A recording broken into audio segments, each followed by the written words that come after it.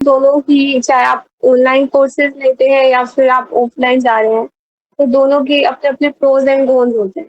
अगर मैं बात करूँ पहले ऑनलाइन के प्रोस की अगर मैं बात करूँगी, तो आपने देखा होगा कि हर बच्चा अफ़ोर्ड नहीं कर सकता कोचिंग। हो सकता है कि कुछ बच्चे अफ़ोर्ड कर लें, कुछ बच्चे जैसे जो रूरल एरियाज़ में होते हैं, वो अफ़ोर्ड नहीं कर सकते। ठीक है? तो मुझे ऐसा लगता है कि ऐसे लोगों के लिए जो अफ़ोर्ड नहीं कर सकते हैं, उनके लिए ऑनलाइन कोर्सेज़ बेस्ट रहते हैं। अगर वो ऑनलाइन कोर्सेज़ जॉइन करते हैं, तो उससे वो घर पे बैठ कर अपनी प्रिपरेशन कर सकते हैं। दूसरा क्या है कि आपका टाइम बचता है। मान लो आप ऑफलाइन जा रहे हैं कोचिंग में, आपने देखा होगा दिल्ली में चले जाओ, जयपुर साइड में चले जाओ या फिर मैं बात करूँ पुणे की, यहाँ पर ये पूरा हमारा जो कोचिंग का हब है। अगर आप इस साइड जाते हैं कोचिंग लेने के लिए, तो आप देखोगे कि एक दिन में आपके मैक्स टू मैक्स 9 बजे आप जाते हो, तो 9 बजे के बाद आपके 5 बजे ही आपको ऑफ मिलता है ना? तो इतना टाइम आपको पढ़ना पड़ता है। 2-2 ढाई-ढाई घंटे के लेक्चर्स होते हैं, बीच में 15-15 मिनट का ऑफ होता है। इस तरीके से बैक टू बैक आपकी क्लासेस लगती हैं। तो हो सकता है वो 2 ढाई घंटे का जो टाइम पीरियड होता है, उसके अंदर बच्चा कितना एक्टिव रहेगा। हमें भी पता है भई हम हर टाइम एक्टिव नहीं रह सकते। हो सकता है उस ढाई घंटे में से बच्चा मैक्सिमम 45 मिनट ग्रैब कर पाए चीज़ों को। बाकी का जो टाइम रहता है उसके माइंड में से निकल जाए। अगर वो निकल जाएँगी, तो उसके बाद वो टीचर को अगर बोलेगा कि सर दोबारा रिपीट कर दो या मैम दोबारा रिपीट कर दो, उसे खुद ही ऑकवर्ड लगेगा कि वो ये बोले या ना बोले। क्योंकि डर लगता है ना 150 बच्चों की क्लास में इकलौता बच्चा बोल दे। तो ये चीज़ होती है कि भई मैं अगर बोल रहा हूँ मुझे समझ नहीं आ रहा है, तो बाकी सब क्या बोलेंगे? टीचर मेरे पीछे समझाएगा भी या नहीं समझाएगा? ऐसी-सी चीज़ें रहती हैं।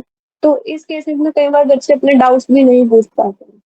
तो यही अगर मैं बात करूँ इसी बेसिस पर ऑनलाइन क्लासेस में, तो ऑनलाइन क्लासेस में ऐसा नहीं होता। ऑनलाइन कोर्सेज़ में क्या होगा आपके पास रिकॉर्डेड लेक्चर्स आते हैं या फिर आप लाइव क्लासेस भी लेते हैं, तो वो भी बाद में रिकॉर्डेड फॉर्म के पास आपके पास रहती ही रहती है।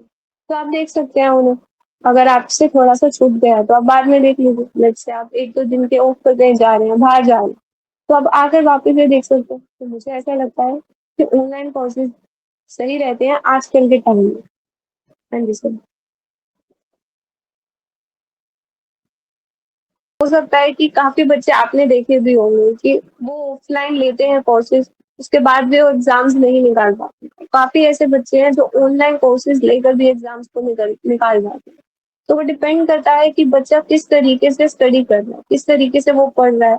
टोटल डिपेंड बच्चे के ऊपर करेगा। अब टीचर ने तो आपको ऑफ़लाइन में भी थोड़ा चलो हो सकता है वो ज़्यादा पढ़ा देगा, ऑनलाइन में थोड़ा लिमिट अमाउंट में पढ़ाएगा। पर आपका जो चेंज है टॉपिक तो चेंज नहीं होगा, उसका पढ़ाने का स्टाइल तो चेंज नहीं होगा, थोड़ा-सा नॉलेज वो थोड़ी-सी कम कर देगा, चीज़ें तो सेम ही रहेंगी, मेन पोर्शन तो आपको दोनों जगह पर ही बताएगा। अब ये डिपेंड करता है कि बच्चा कितना कंसिस्टेंट है, कितना डिसिप्लिन्ड है। आपने खुद देखा होगा कि ऑनलाइन में भी काफ़ी कम ऐसे बच्चे हैं जो रैंक्स निकाल जाते हैं और साथ-साथ में आजकल आईआईटी से आईआईएससी से पीएचडी भी कर रहे हैं। तो ऐसा नहीं है कि हमेशा हम ऑफलाइन को ही प्रेफ़रेंस दें। हाँ, है बिल्कुल है ऑफलाइन को प्रेफ़रेंस देना बनता है, क्योंकि बच्चा अटेंटिव रहता है और अगर ऑफलाइन होगा नहीं तो फिर टीचर और स्टूडेंट के बीच का जो बॉन्ड है वो दिख नहीं पाएगा। वो बात तो बिल्कुल ठीक है। पर जो अफ़ोर्ड नहीं कर सकते हैं और लेट्स से कि जो बाहर नहीं जा सकते हैं, वो क्या करेंगे? उनके लिए तो मुझे ऐसा लगता है कि ऑनलाइन प्रेफ़र रहेंगे, वो प्रेफ़र करेंगे ऑनलाइन कोचिंग। हाँ जी।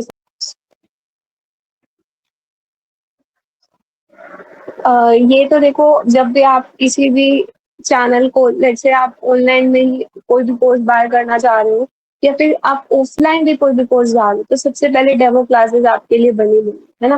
तो आपको डेमो क्लासेस तो डेफिनिटली अटेंड करनी ही चाहिए ताकि आपको ये पता लग सके कि आपको टीचर का समझ आ भी रहा है या नहीं आ रहा। आप उन चीज़ों को ग्रैब कर पा रहे हो या फिर नहीं कर पा रहे हो। और कंटेंट सबसे ज़्यादा इम्पोर्टेंट है। कंटेंट के लिए आपको कभी भी ऐसा नहीं करना चाहिए। कई बच्चे ऐसा करते हैं कि मान लो कोई कोर्स है वो 5,000 में मिल रहा है और वही सेम कोर्स कोई दूसरा चैनल वाला है वो 10,000 में दे रहा है।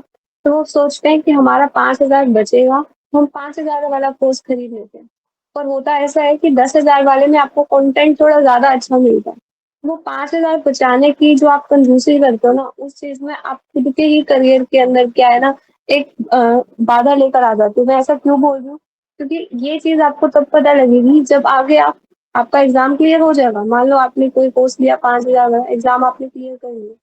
लेकिन उसके बाद जब आप आगे जाकर पीएचडी में एनरोल करोगे या फिर असिस्टेंट प्रोफ़ेसर ऐसे कहीं लगते हो, वहाँ पर आकर जब आप स्टूडेंट्स को पढ़ाओगे, तब बच्चे आपसे क्वेश्चंस पूछेंगे और आप अगर उसमें फँस जाओगे, टैकल नहीं कर पाओगे, तब आपको वहाँ पर इस चीज़ का बहुत ज़्यादा दुःख होगा कि हमने अच्छे से स्टडी नहीं करी। तो कंटेंट पर आपको ध्यान देना बहुत ज़्यादा ज़रूरी है। कंटेंट आप पहले चेक करिए कि आप जहाँ से पढ़ रहे हैं, वो अच्छा प्रोवाइड कर रहे हैं या नहीं कर रहे हैं। और आपको ऐसा नहीं है, आप डेमो लीजिए, आपको अपने आप ही समझ में आ जाएगा। कई बच्चे करते हैं, आजकल ऐसा देखा गया है, बच्चों को चाहिए कि फटाफट हमारा सिलेबस कंप्लीट हो जाए, कि हमारे सिर्फ क्वेश्चंस के आंसर्स आ जाने चाहिए, हमारे पीवाईक्यूज हो रहे हैं, हम टेस्ट सीरीज से क्वेश्चन सोल्व कर पा रहे हैं, तो हम पेपर निकाल देंगे। ऐसा नहीं है, वो डीप नॉलेज लेने का ट्राई नहीं करते हैं और यहीं पर बच्चे फंसते हैं। आप देख लो, फिजिकल केमिस्ट्री को ही उठाकर देख लो, बच्चे क्या करते हैं, उनको ऐसा लगता है क्वांटम काफी टफ टफ है, इनसे नहीं हो पाएगी। बट क्वांटम बहुत ईजी होती है, अगर आपने क्वांटम अच्छे से करी है तो उससे रिलेटेड काफी सारे ऐसे चैप्टर्स हैं, लिंक्ड होते हैं, आप कर सकते हो। तो मुझे ऐसा लगता है कि आप अच्छे से पढ़िए, किसी भी टॉपिक को कर रहे हो, कंटेंट अगर आपका अच्छा है, तो आप आगे भी एग्जाम में या एग्जाम के बाद भी आपके आने वाली जितनी भी प्रॉब्लम्स है एग्जाम से रिलेटेड, आप उन्हें टैकल कर रहे होंगे, तो डेफिनेटली कंटेंट पर पहले ध्यान दीजिए, बाद में प्राइस पे ज़रूर।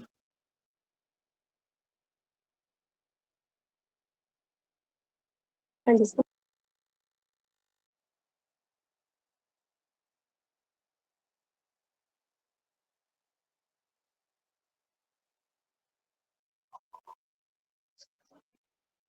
बिल्कुल सर। सर जो क्लास वाला माहौल है वो आपको ऑनलाइन कभी नहीं दे पाएँ। आप क्लास में बैठे होंगे, आपके साथ-साथ जो बच्चे बैठे होंगे, उनको जब आप पढ़ते देखेंगे, मान लो आप कम पढ़ रहे हो, आपके साथ वाला ज़्यादा पढ़ रहा है, तो आपको खुद लगेगा कि मुझे भी क्या है, थोड़ा ज़्यादा करना है। आज इसने इतना किया तो मुझे इससे थोड़ा तो ज़्यादा करना है। तो वो चीज़ ऑनलाइन में नहीं आ सकती है। ऑनलाइन में हमें लगता है कि हम ज़्यादा कर रहे हैं, पर हमसे ज़्यादा कोई और कहीं और बैठे कहीं न कहीं कर रहा होगा। ये चीज़ ऑफलाइन में ही आती है। तो अगर आप अफ़ोर्ड कर सकते हैं, तो मुझे लगता है आपको डेफ़िनेटली ऑफलाइन क्लासेस की तरफ जाना चाहिए। पर अगर कोई नहीं कर सकता अफ़ोर्ड या फिर किसी की कोई प्रॉब्लम आ जाती है, वो जॉब कर रहा है या पढ़ाई कर रहा है, जैसे आपने बोला कॉलेजेस जा रहे हैं, साथ-साथ में प्रिपरेशन कर रहे हैं, डेफ़िनेटली उन लोग को ऑनलाइन कोर्सेज़ की तरफ जाना चाहिए। बट अगर आप जा सकते हैं, तो मैं बोलूँगी आप ऑफलाइन क्लासेस अटेंड करिए, क्योंकि वहाँ पर क्या होता है ना, वहाँ पर आपको जो एक आस-पास का अपना पूरा एरिया मिलता है, आस-पास बच्चे तैयारी करते हुए मिलते हैं, वो पूरा एटमॉस्फेयर मिलता है ना, तो उसमें क्या होता है, आप जल्दी और अच्छे से प्रिपेयर कर सकते हैं। ये चीज़ भी इम्पोर्टेंट है, बाकी it is depend totally upon the student कि वो किस तरीके से अपनी तैयारी को कर सो मच मुझे बुलाने के लिए थैंक यू।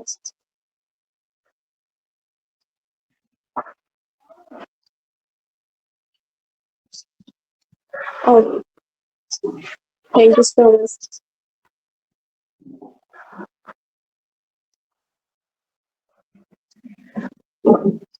Okay, thanks.